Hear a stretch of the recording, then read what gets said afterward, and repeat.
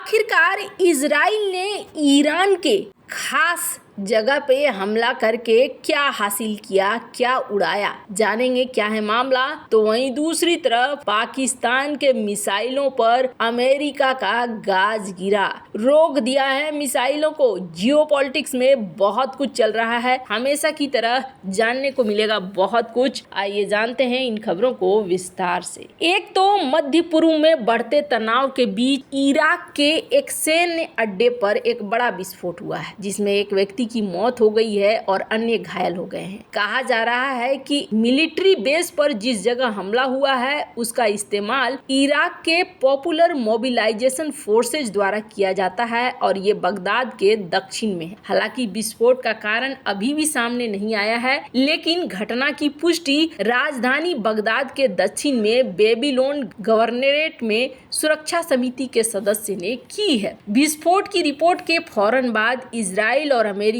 दोनों ने साफ कर दिया है कि वो हमले में शामिल नहीं थे। इस घटना को चिंताजनक बनाने वाली बात यह है कि ये घटना ईरान में एक सैन्य हमले के एक दिन बाद हुई है, जिसके लिए इजराइल को जिम्मेदार ठहराया गया है। यह हमला बेबीलोन शहर में कलूसू फैसिलिटी पर हुआ है, जिसका उपयोग पीएमएफ करता है। पीएमएफ दर्जनों सशस्त्र समूहों का एक अम्ब्रेला बॉडी है। ये सैन्य बेस इसके कर्मचारी प्रमुखों का घर है। हमले के बाद पीएमएफ ने एक बयान में कहा कि बाबिल गवर्नरेट के उत्तर में राजमार्ग पर अलमसरू जिले में कलसू सैन्य अड्डे पर पॉपुलर मोबिलाइजेशन फोर्सेज के मुख्यालय में एक विस्फोट हुआ है। बयान में आगे कहा गया कि हमले के फौरन बाद एक जांच दल मौके पर पहुंची है। वहीं हमले में जान का नुकसान हुआ है। प्रारंभिक जांच पूरी होने के बाद ही आगे के बयान जारी किए जाएंगे।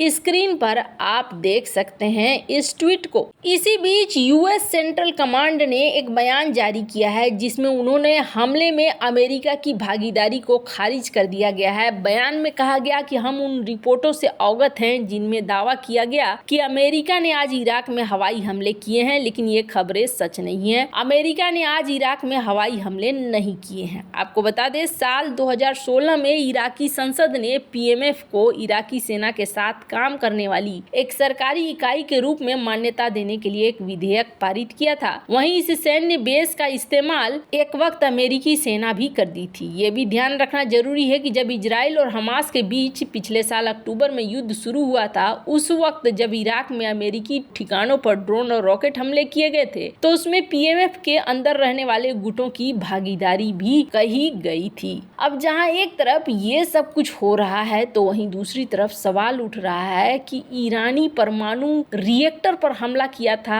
या किस पर हमला किया था इजराइल ने। एक वरिष्ठ अमेरिकी अधिकारी का कहना है कि इजराइल ने शुक्रवार सुबह अपने हमलों में ईरान के परमाणु रिएक्टरों को नहीं, बल्कि उसके एयर डिफेंस सिस्टम को निशाना बनाया था। एसीबी से बात करते हुए अधिकारी ने कहा कि इजराइल के निशाने पे नतांज न्यूक्लियर फैसिलिटी का एयर डिफेंस सिस्टम था। रिपोर्ट में अधिकारी के हवाले से कहा गया कि इजरायली ड्रोन इस्फहान के पास एक एयर डिफेंस रडार साइट को निशाना बना रही थी, जो नतांज न्यूक्लियर फैसिलिटी की सुरक्षा का हिस्सा था। अधिकारी ने कहा कि पहला आकलन यह है कि हमले ने रडार साइट को पूरी तरीके से बर्बाद कर दिया है, लेकिन आकलन पूरा नहीं हुआ है। अधिकारियों का कहना है कि हमले का उद्देश्य ईरान को इजरायली क्षमताओं के बारे में संकेत भेजना था, लेकिन स्थिति को बढ़ाना नहीं था। शुक्रवार सुबह ईरान में हमलों के बाद से ईरान ने उनके प्रभाव और महत्व को कम कर दिया। ईरान ने सीधे तौर पर इजराइल पर उंगली उठाने से इनकार कर दिया और घोषणा की कि किसी भी परमाणु स्थल को कोई नुकसान नहीं पहुंचा है। IAEA ने भी बताया कि परमाणु स्थलों को कोई नुकसान नहीं पहुंचा है और किसी के हताहत होने की सूचना नहीं है। इजराइल ने भी ईरानी परमाणु ठिकानों पर हमले की जिम्मेदारी नहीं ली है। इसके बावजूद माना जा रहा है कि पिछले शनिवार को ईरानी बैलिस्टिक मिसाइलों और drone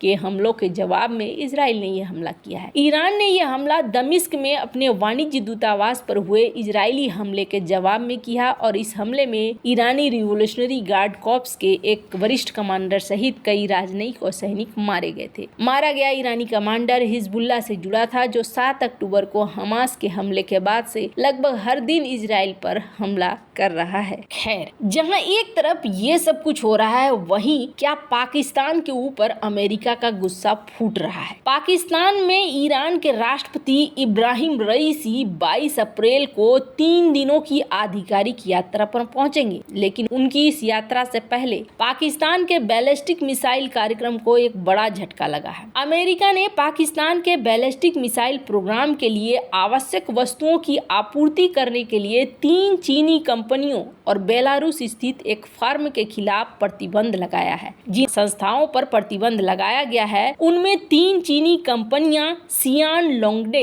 technology development company limited, Tianjin creative source international trade company limited, grand pact company limited शामिल है। वहीं बेलारूस के मिन्स्क व्हील ट्रैक्टर प्लांट पर भी प्रतिबंध लगे हैं। अमेरिका की ओर से एक बयान में कहा कि विदेश विभाग ने कार्यकारी आदेश जारी किया है और इन 4 संस्थाओं पर बैन लगा दिया है जो सामूहिक विनाश के हथियारों के प्रसारकों और वितरण को टारगेट करते हैं। इन कंपनियों ने पाकिस्तान के बैलिस्टिक मिसाइल प्रोग्राम के लिए जरूरी चीजों की आपूर्ति की है, जिसमें लंबी दूरी की मिसाइल प्रोग्राम भी शामिल है। बेलारूस के मिन्स्क व्हील ट्रैक्टर प्लांट ने पाकिस्तान के लंबी दूरी की बैलिस्टिक मिसाइल कार्यक्रम के लिए विशेष वाहन चेसिस की भी आपूर्ति की है। रिपोर्ट के मुताबिक ऐसी चेसिस का इस्तेमाल पाकिस्तान के नेशनल डेवलपमेंट कॉम्प्लेक्स की ओर से बैलिस्टिक मिसाइलों को लॉन्च करने वाले उपकरण के रूप में किया जाता है। बयान में अमेरिका ने कहा कि ग्रैंड पैक्ट कंपनी लिमिटेड की ओर से पाकिस्तान को लंबी दूरी की बैलिस्टिक मिसाइल कार्यक्रम के लिए एक फिलामेंट वाइंडिंग मशीन सहित मिसाइल से जुड़े उपकरणों की आपूर्ति की गई। फिलामेंट वाइंडिंग मशीन का इस्तेमाल रॉकेट मोटर केस के उत्पादन में किया जा सकता है। ग्रैंड पैक्ट कंपनी लिमिटेड ने बड़े व्यास वाले रॉकेट मोटर्स की टेस्टिंग के लिए उपकरणों की आपूर्ति के लिए पाकिस्तान के सुपार्को के साथ काम किया था। इसके अलावा इस कंपनी ने एनडीसी को बड़े व्यास वाले रॉकेट मोटर्स के परीक्षण के लिए उपकरण उपलब्ध कराने का भी काम किया था। बयान में आगे कहा गया कि चीन में मौजूद Tianjin creative source international trade company limited ने पाकिस्तान के लंबी दूरी के बैलिस्टिक मिसाइल प्रोग्राम के लिए जरूरी उपकरण दिए थे, जिसमें स्टीयर वेल्डिंग से जुड़ा उपकरण शामिल है। अमेरिका का आकलन है कि इसका इस्तेमाल स्पेस लॉन्च व्हीकल के प्रोपेलेंट टैंक की वेल्डिंग के लिए किया जा सकता है। अब आपके मन में ख्याल आएगा कि आखिरकार पाकिस्तान जो कभी बेहद चहेता हुआ करता था, उसके साथ अमेरिका ऐसा क्यों कर रहा है? तो इसके पीछे एक कारण है और कारण ये है कि पाकिस्तान ईरान के साथ दोस्ती बना रहा है और ईरान के साथ अपनी दोस्ती को हर हाल में आगे लेकर चलना चाह रहा है। यही वजह है कि आप देख रहे हैं कि बदलाव यहाँ पर होते जा रहे हैं। अमेरिका ने पहले ही पाकिस्तान को चेताया था और कहा था कि अमेरिका इस प्रोजेक्ट को कभी आगे नहीं बढ़ने देगा, पर यहाँ पर फिर भी ईरान के साथ प्रोजेक्ट को आगे बढ़ा रहा है। यहाँ तक कि ईरान के राष्ट्रपति भी पाकिस्तान पहुँच रहे हैं। मतलब साफ समझ में आ रहा है कि ईरान को लेकर पाकिस्तान बहुत ही ज्यादा आक्रामक है और इस प्रोजेक्ट को लेकर हर हाल में चलना चाह रहा है। और यही वजह है कि यहाँ पे पाकिस्तान के लिए समस्या बढ़ चुकी है। वैसे पाकिस्तान के लिए ये बहुत बुरी स्थिति है। आपको क्या लगता है इन सब मामले में? आपकी क्या राय है? कमेंट कर जरूर बताएं। जल्द मिलते हैं अगले वीडियो में नई खबर के साथ।